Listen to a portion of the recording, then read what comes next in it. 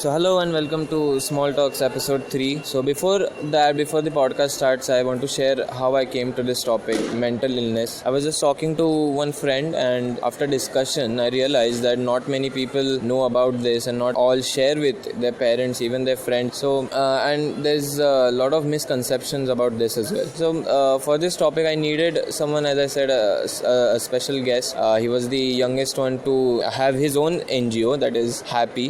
Here we are, Ashwin, Pherwani. Hey, thank you for that introduction though, and I'm really happy to be on Small Talks. It's going to be fun talking about something or some topic which is really dear to me. So let's go. And why is that? That's the first question.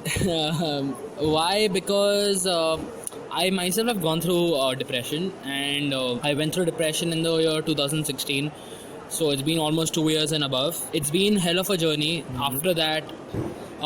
So it's something, and to overcome the whole fear of going through something so deep and so horrible like that, where you just question everything, like why, and you want to give up on your life and everything, to thinking that there is some way out. And for me that way was Happy, my own NGO, which I wanted to help people with.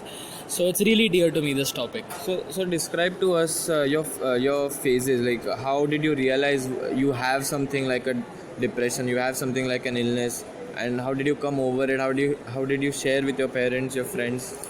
See, I'll be very honest. My parents they are one of the most liberal people, the most accepting people, the most understanding people. Like, so it was like it was just one fine day, one fine evening. I had this. I don't actually remember the clear episode because I was in a different trance.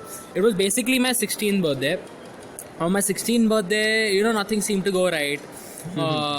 Friends didn't turn up. I didn't meet anyone, and it just wasn't a good day at all. I rather was really unhappy. I wish that day never happened.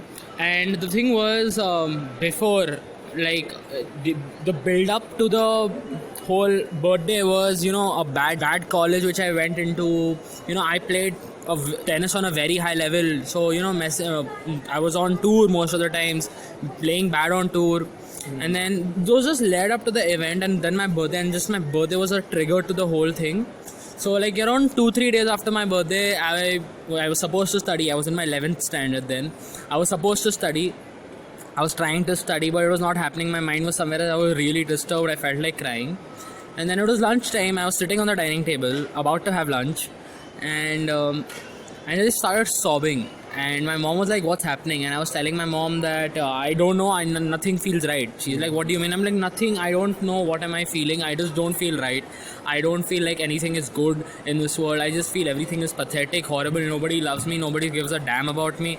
Everybody is just in their own things. Nobody turn out. I just don't feel anything is right. So then it was like, I got very negative thoughts, really, really negative thoughts.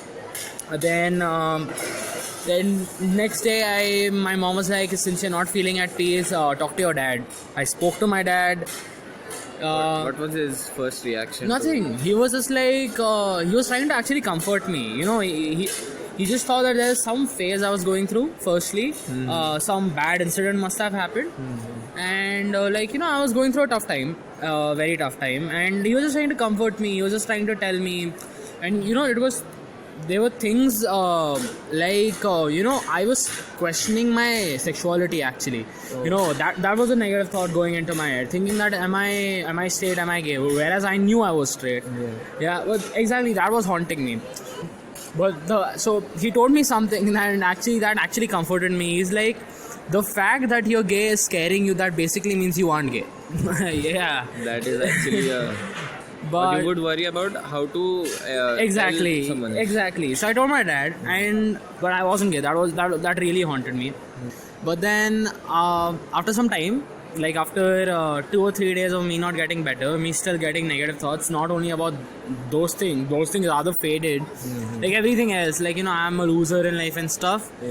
I told my dad that I really need to go to a doctor now. It's high time you comfort me, or mom comforts me, or you guys are with me by my side.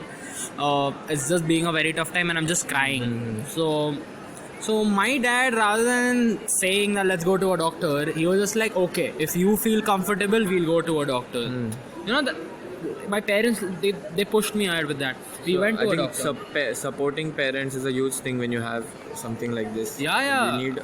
Yeah, obviously. I'll tell you something. There's a fact. Like, it's a saying that 1 in 20 people are going through some mental illness, but they themselves don't know because of the pressures they have or the knowledge they don't have. Maybe that's why we're here Yeah. talking about stuff which people don't know. Yeah.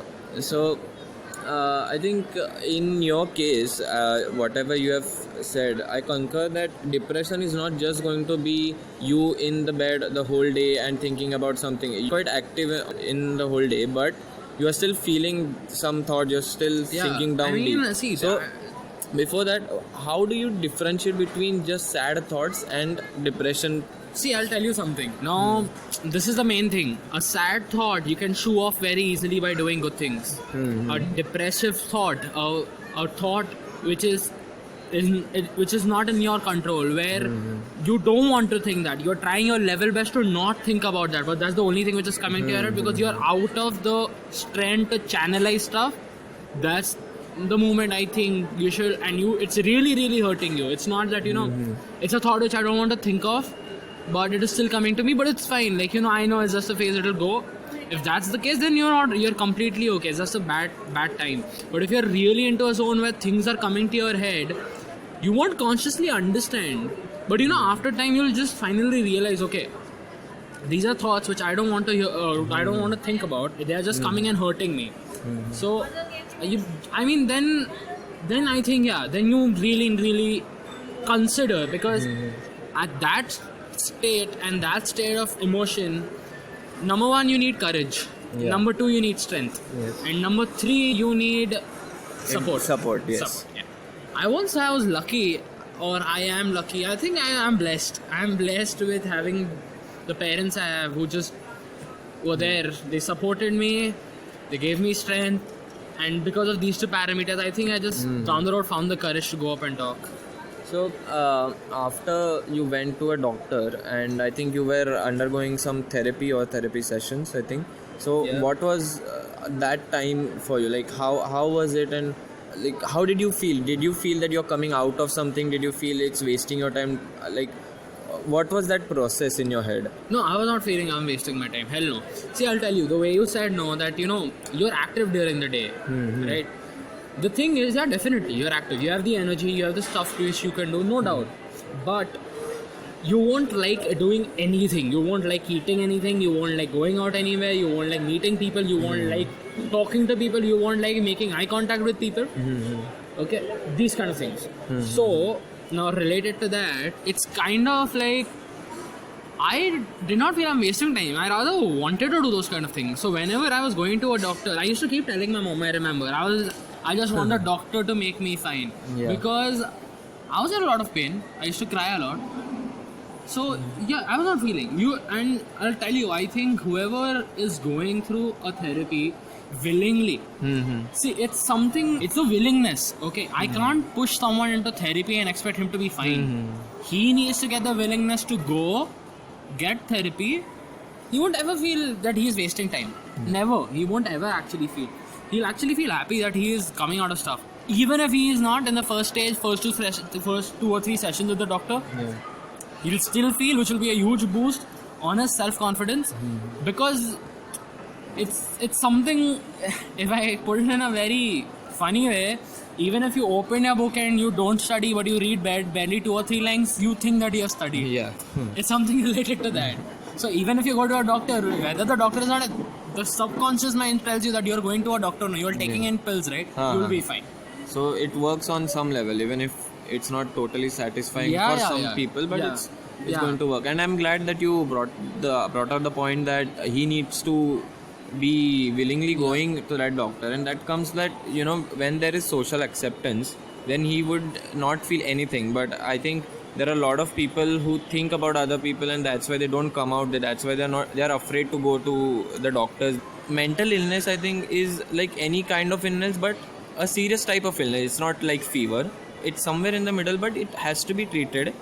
And But what happens is that people think that if I say that I'm going to a doctor to treat something mental, people would immediately think he's retarded or he's mad or he's like crazy. I agree. So that's why people don't come out of that.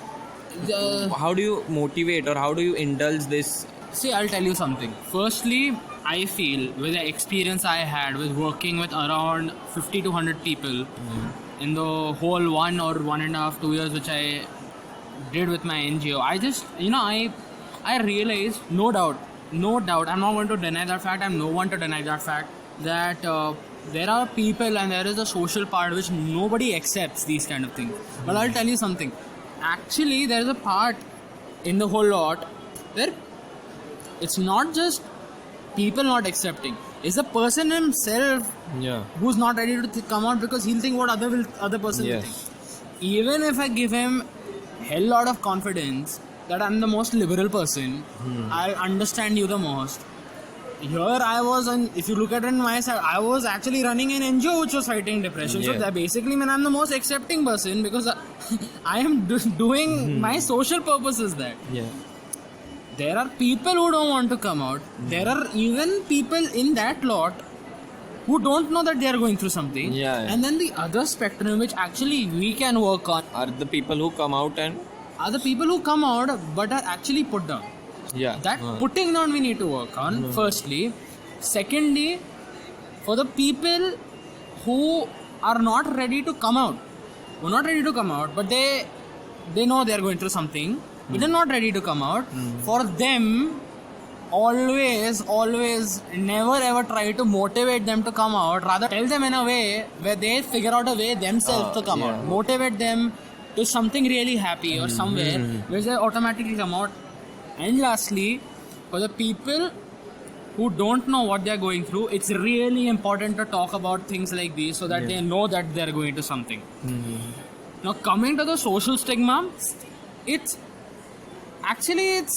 similar to feminism, where there are people who are... Now, feminism has grown on a different level altogether now. We don't want to talk about that. It's for some other episode. That's...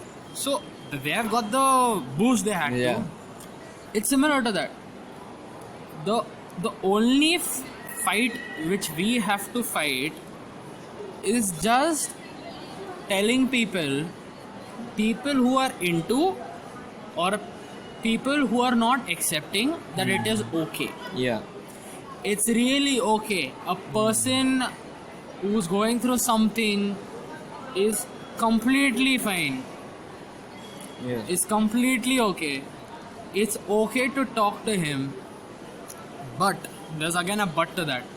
There are certain things which you can tell a person who's in depression. There's a certain things which you can't talk about. There's a certain way. Now, those things actually, being honest, even I am not on a level who's that equipped to talk about things like what to talk about, what not to talk about. I know a few things in the whole experience I have had in this field. A true person is a psychologist because he's been trained like that to talk.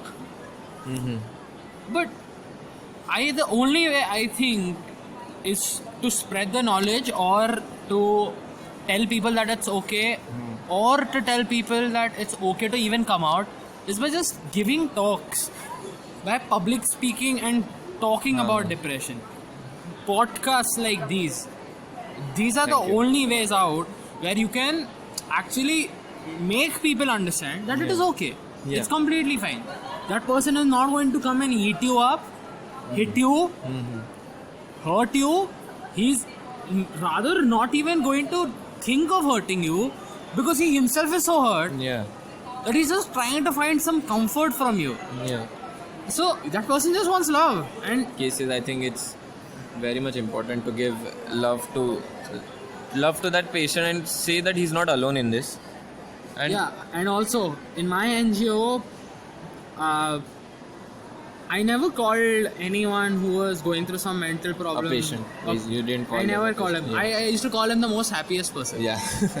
Because now coming to that, you are expecting a glass of water and ocean is waiting for you, and that's what I have. That's my experience, and I am telling you, there's something really, really, really big waiting. So never give up.